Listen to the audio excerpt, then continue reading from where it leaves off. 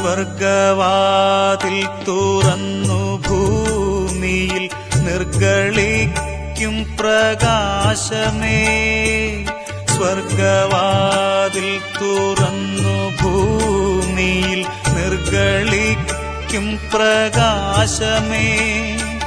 അന്ധകാരവിരിപ്പു മാറ്റിടും ചന്തമേറുന്ന ദീപമേ.